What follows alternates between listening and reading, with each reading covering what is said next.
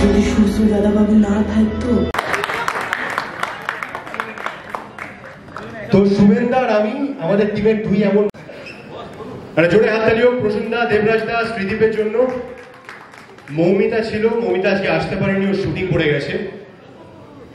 আমি এটাই বলতে চাই যে এখন অনেক ছবিরই অনেক ভাষায় রিমেক হচ্ছে। রিসেন্টলি শয়তান, কবির সিং, দৃশ্যম, এগুলো কিন্তু সব ভাষায় রিমেক হয়েছে। আমার মনে হয় যে এটাও কিন্তু অফিসিয়াল রিমেক, এবং আমার মনে হয় আগে থেকেই যারা ভাবছো যে এটা কেমন, আমি তাদেরকে বলবো যে তারা একবার দেখে নিয়ে তারপর তাদের মতামত জানিও প্লিজ, বিকজ আমরা খুব চেষ্টা করেছি যে এটা বাঙালির মতন করে। যদি সূর্য দাদাবাবু না থাকতো আমার যে কি হইতো। আপনার টাকা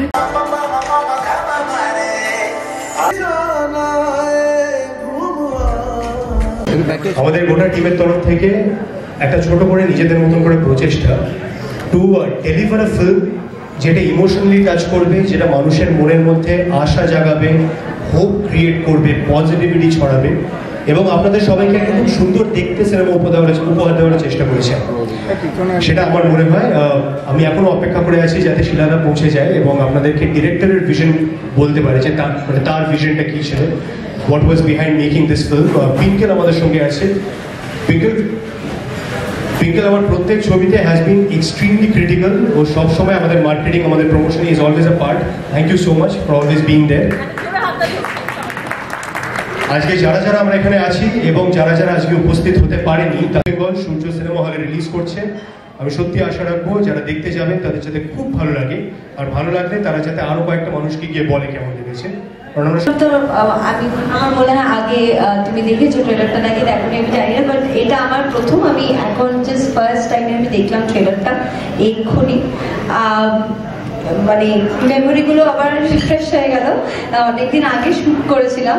তো একটা কথা বলবো, মানে আমার মানে ভীষণ ইমোশনাল লাগছে আজকে, কারণ এই গল্পটা এমন একটা, প্রত্যেকটা চরিত্র এমন সিগনিফিকেন্স আর মানে নিজের নিজের জায়গায় এত ভালো কাজ করেছে, আর এত সুন্দর একটা তার একটা ইমোশনাল অ্যাটাচমেন্ট যেটা এই ফিল্মের সাথে দিয়েছে, যেখানে আমি দেখতে দেখতে থাকছি, ইনক্লুডিং দর্শনা, ইউ লুকিং মানে স্টান্নিং, খুব সুন্দর হয়েছে। অ্যান্ড মানে ইনক্লুডিং এভরিবডি, যারা যারা এখানে সবাই আছে, আর তোমার সঙ্গে তো আমার আলাদাই কেমিস্ট্রি।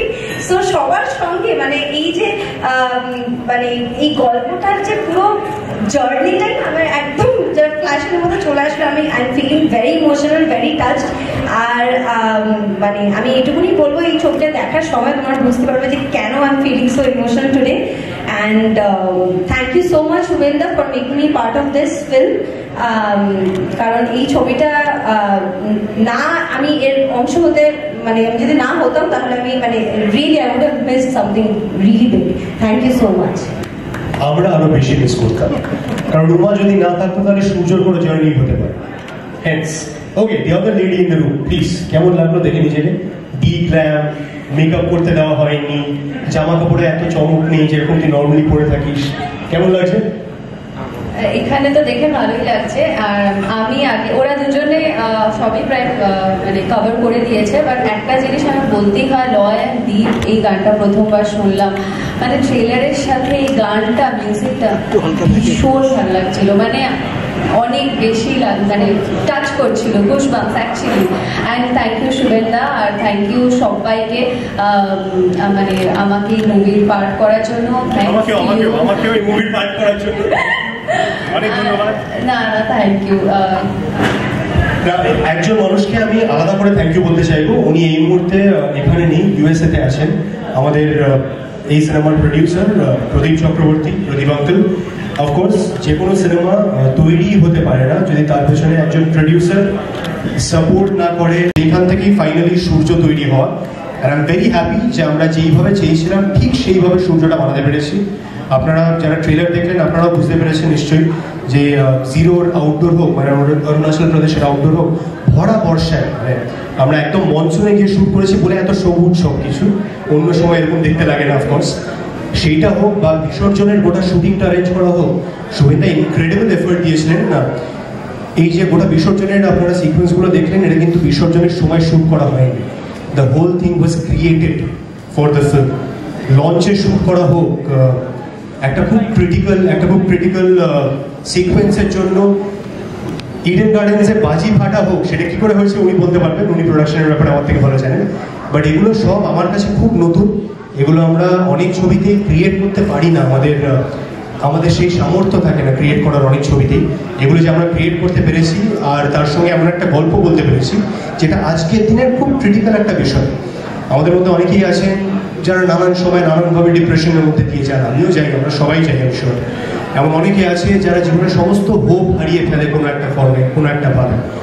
এবং সূর্য মানুষটা এবং সিনেমাটা এইটা নিয়েই কথা বলে যে জীবনে যাই হয়ে যাক না কেন, যত খারাপ দিনই আসুক না কেন, ভবিষ্যতে ভালো দিন আসবে, আমাদের সবার জীবনে সূর্য আবার উঠবে। This is what Surya is all about, this is what the film is all about. Thank you so much. Please জানাবেন সবাইকে কেমন লাগলো। ইউটিউবে ইনোভেটিভ ফিল্মসের চ্যানেলে আমাদের ট্রেলার অনলাইন হয়ে গেছে এবং আমাদের সবার সোশ্যাল মিডিয়া প্ল্যাটফর্মে আছে। জোরে হাততালি হয়ে যাক, শিলাদা এসে গেছে। তো শুভেন্দা আর আমি আমাদের টিমের দুই এমন পেরেছে, আমাদের হিরোইনরা প্রমিস করেছে পরের দিন পরে আসবে, আজ একটু সেজে আসার ছিল না।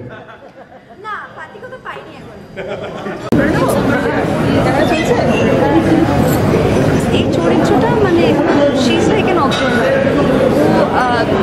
ওর নিজের একটা বক্তব্য আছে, ঘনিশাল ফটোগ্রাফার বলতে যাচ্ছে বেশিরভাগ মানে ফিল্মের ট্রেলারের অংশে আমরা দেখতেই পাচ্ছি কেমন করে ক্যামেরা হাতে। সো এ কিছু একটা খোঁজে, একটা খুব সুন্দর একটা কানেকশন পায় একটা। আমার এই গল্পের জর্নিটা খুবই সুন্দর লেগেছে, খুবই ইন্টারেস্টিং। আমার মানে বলতে যাচ্ছি আর আমি আটকে নিচ্ছি, তার কারণ অনেক কিছু বললে মানে বলতে গেলে পুরো ইনফরমেশনটাই আর কি দিয়ে দেওয়া হবে। তো এই যে খালি এটুকুনি বলবো, এই যে ঘুরছে বা এই জার্নিটা, যে ভালোবাসা কিনা জানে না, বাট কিছু প্রশ্নের উত্তর সেটাই খুঁজতে যাচ্ছে কিনা জানি না, সেই চরিত্রটা কখনো জানে না, কিন্তু সেই জার্নিটাই আর কি সবটা। মানে অনেক সময় একটা কথা বলে যে কি ডেস্টিনেশনটা তার গল্প ঠিক আছে, বাট জার্নিটা অনেক বেশি স্পেশাল হবে, মানে হওয়া উচিত আর কি। ডেস্টিনেশন আমার গল্প শেষ, সেই জার্নিটাই আর কি সেলিব্রেশন, সেটাই হচ্ছে সিনেমাটার এসেন্স।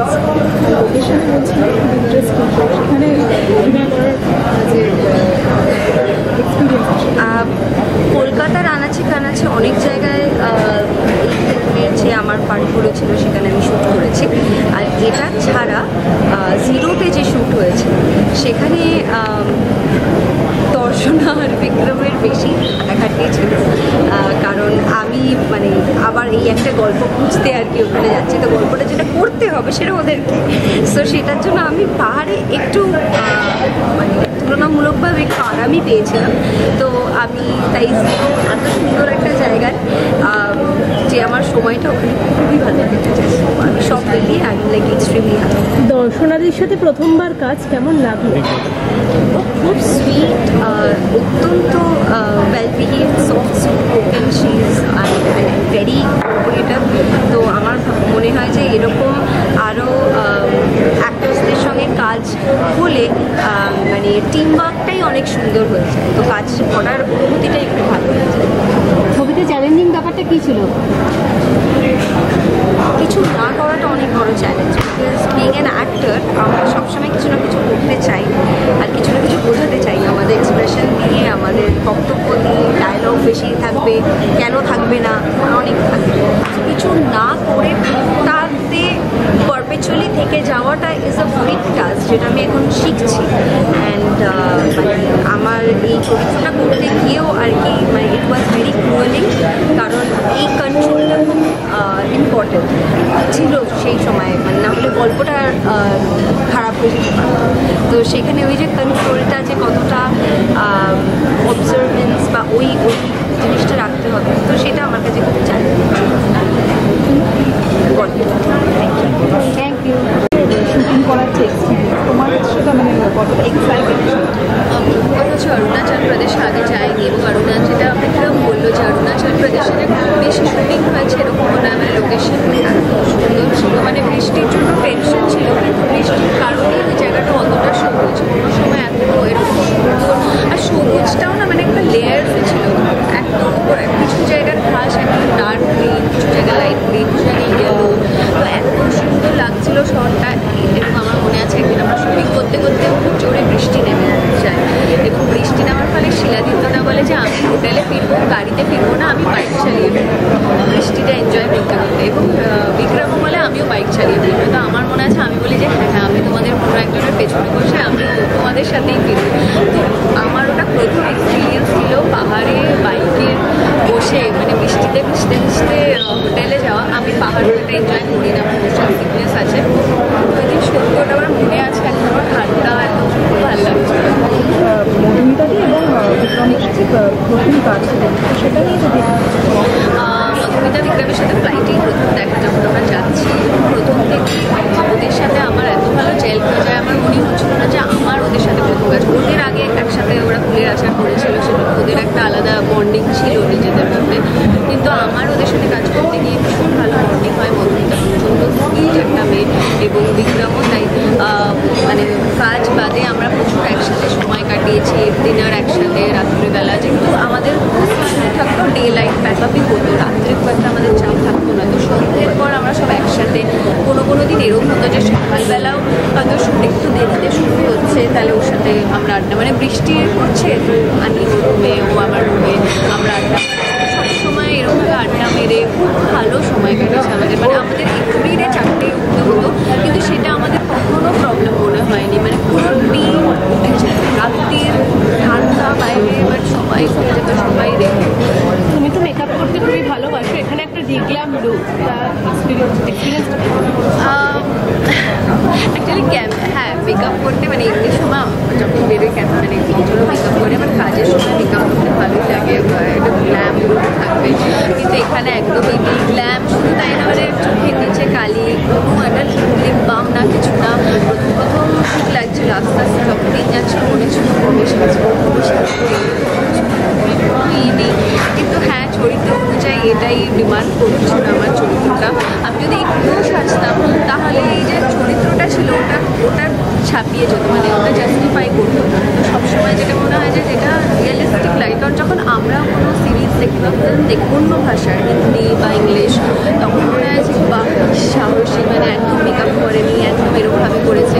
তো সেটাই মানে মাথায় রাখার চেষ্টা করেছে আমরা সবাই, যে না ওটাই মানে ওরকমই রাখতে হবে। কারণ আমার যেটা মনে হয় যে মেকআপ বা এরকম কিছু না, মানে প্রথম 5 মিনিট অডিয়েন্স দেখে যে আচ্ছা সুন্দর লাগছে কি খারাপ লাগছে, তারপর আর মানুষরা দেখে না, তারপরে দেখে যে চরিত্রটা লাগছে কিনা। আর আজকাল মানুষ এত মানে ইন্টেলিজেন্ট, মানে দর্শক সবসময় খুব ইন্টেলিজেন্ট, মানে ভালো কাজ হলে কিন্তু সেই কাজটা ক্লিক করে, মানে সবাই সবাইকে বলে, আর খারাপ হলে তখন মানুষ সবসময়। তো সেটাই মানে যেটা রিয়েলিস্টিক লাগে, যেটা অডিয়েন্স রিলেট করতে পারে চরিত্রটা ব্যাক স্টোরিটার সাথে, সেটাই করার চেষ্টা করছি আমরা। না অন সিরিয়াস নোট, দর্শনা খুব ভালো মেয়ে, very good co actor, it was lovely working with her.